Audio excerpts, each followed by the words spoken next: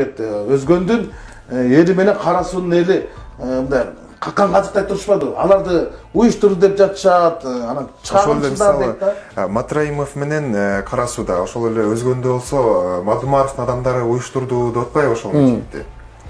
Эгер Кара суудагы митингди Матраимов каржылаган болсо, өзгөндөгү митингди Мадумаров уюштурган болсо, анда Матраимов анын Мадумаровго баракелде деп мамлекеттик сыйлыкка көрсөтүш керек.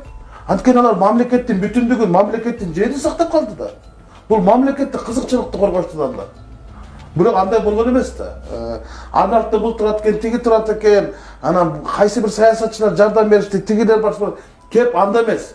Кеп эл өзү чыкты.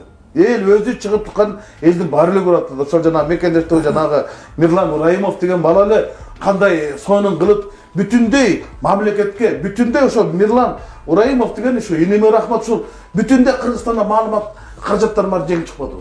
Маалымат майданда.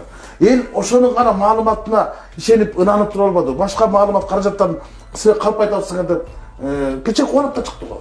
Мына бүгүнкү күндөгү сөз эркиндигинин баасы кандай экенин көргөздү. Эми сиз жана жогоруда айттыңыз да, эгерде ошол Ташиев